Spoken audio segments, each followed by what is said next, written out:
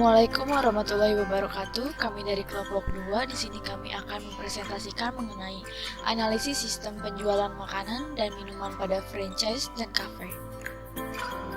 Di sini saya bersama anggota kelompok lainnya. Yang pertama ada Intan Delima dengan NIM 11200153. Selanjutnya ada Haidar Ramadan dengan NIM 11200346. Dan ada saya sendiri, Putri Ayu Andini, dengan NIM 11200117. Di sini saya akan menjelaskan mengenai uang lingkup dari proyek yang kami lakukan.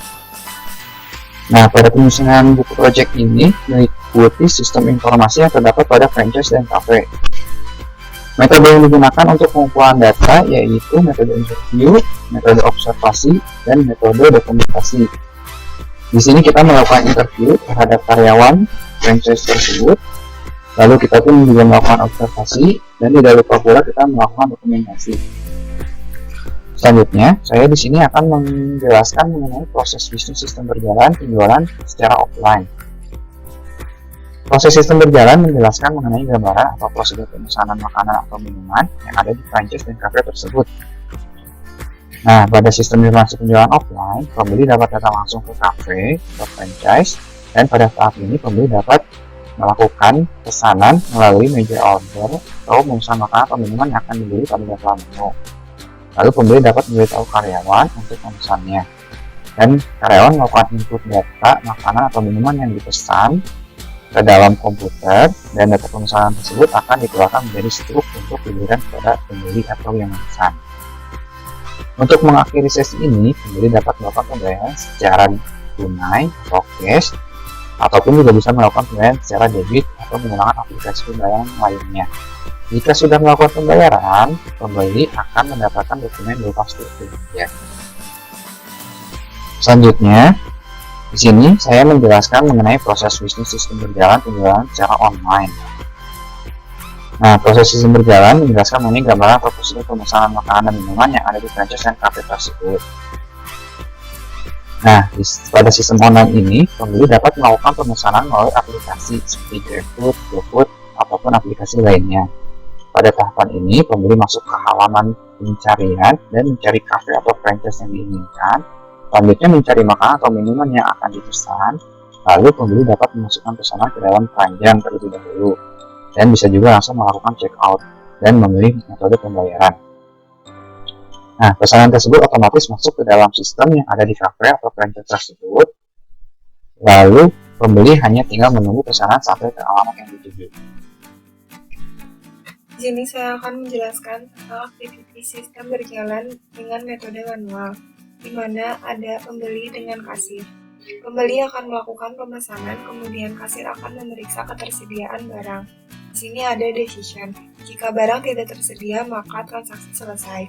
Jika barang tersedia, maka kasir akan membuat pesanan, kemudian memberikan pesanannya kepada pembeli.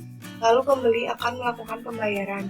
Kemudian kasir akan menerima pembayaran. Di sini ada decision kembali. Jika pembayaran tersebut ada kembaliannya, maka pembeli akan menerima kembaliannya. Lalu notanya atau struknya keluar. Di sini jika tidak ada kembalian, maka langsung struknya keluar. Kemudian transaksi selesai. Di sini kita dapat melihat diagram aktivitas sistem berjalan. Nah, di sini ada use case diagram. Nah, use case diagram ini mendeskripsikan suatu interaksi antara satu aktor atau lebih terhadap sistem informasi yang dibuat. Nah, di sini kita dapat melihat terdapat dua aktor. Yang pertama yaitu pembeli, lalu ada kasir. Nah, pembeli melakukan order pemesanan, lalu kasir menerima order pesanan. Lalu kasir melakukan input data terhadap sistem, lalu kasir membuat proses pemesanan itu, lalu pembeli melakukan pembayaran, dan kasir menerima pembayaran. Selanjutnya ada diagram aktivitas sistem berjalan dari metode terkomputerisasi. Yang pertama start, pembeli melakukan pemesanan di tempat, franchise atau cafe. Karyawan menginput data pemesanan ke dalam aplikasi sistem, dan pemesanan akan masuk ke dalam aplikasi sistem. Jika pemesanan tidak tersedia, maka pembeli tidak harus melakukan pembayaran. Dan jika pesanan tersedia, pembeli harus melakukan pembayaran. Karyawan menerima dan menginput pembayaran, dan di dalam aplikasi sistem pembayaran akan direkam.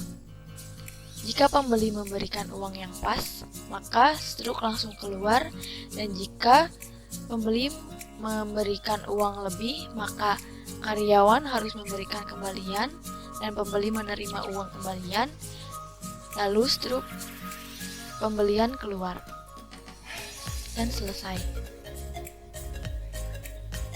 Selanjutnya di sini ada contoh dokumen masukan dari MyCoconut Indonesia. Namanya yaitu struk digital, fungsinya digunakan sebagai bukti penyetoran, bersumber dari karyawan, tujuannya kepada accounting, medianya digital berupa aplikasi kasir pintar, jumlahnya 1 lembar, frekuensinya untuk setiap penyetoran hasil penjualan per hari. Jadi ini merupakan tampilan dari kasir pintar, dan ini merupakan tampilan dari struk digital. Di sini tertera apa saja pesanan yang sudah dipesan oleh pembeli. Nanti struk digital ini akan dikumpulkan di dalam aplikasi kasir pintar. Dan di sini di aplikasi kasir pintar ini kita dapat mengetahui laporan laba rugi, laporan arus keuangan, ringkasan laporan penjualan, laporan transaksi penjualan, dan laporan penjualan per barang. Nanti di dalam aplikasi kasir pintar itu akan terlihat semuanya. Selanjutnya ada contoh dokumen keluaran kopi janji jiwa.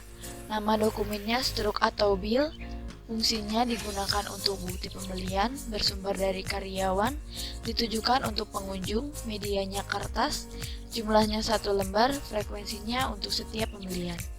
Jadi nanti struk atau bill ini diberikan kepada pengunjung sebagai bukti bahwa pembeli sudah melakukan pembayaran dan pemesanan.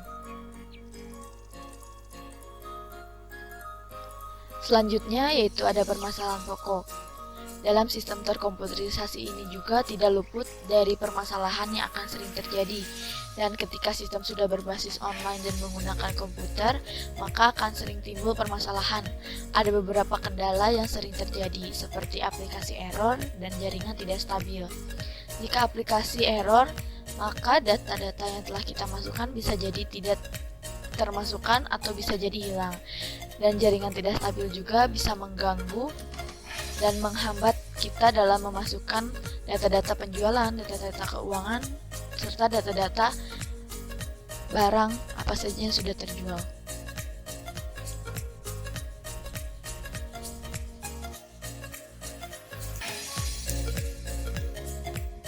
Karena sering terjadinya aplikasi error, di sini ada beberapa upaya yang bisa dilakukan ketika terjadi masalah dalam sistem yang sudah terkomputerisasi dan berbasis online.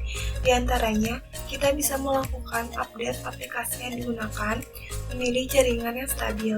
Menjaga aplikasi tetap terupdate sangat penting untuk menjaga sistem, karena apabila aplikasi tidak terupdate, maka akan banyak celah yang nantinya akan dimanfaatkan oleh hacker untuk mencuri data-data penting di dalamnya.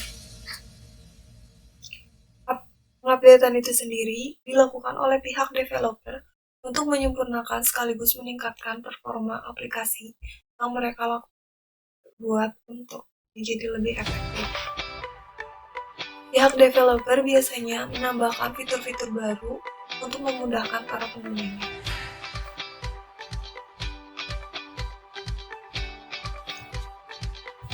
Kesimpulannya, berdasarkan hasil observasi kami ketiga lokasi usaha, semuanya sudah menggunakan sistem terkomputerisasi, maka kami menyimpulkan bahwa sistem terkomputerisasi itu lebih memudahkan pelaku usaha dalam menjalankan usahanya, sehingga dapat meminimalisir kesalahan dalam pencatatan laporan penjualan. Kemudian, saran dari kami, bagi pelaku usaha yang menggunakan sistem terkomputerisasi agar selalu mengupdate sistem, agar perusahaan dapat berkembang dengan baik dan mengikuti perkembangan teknologi.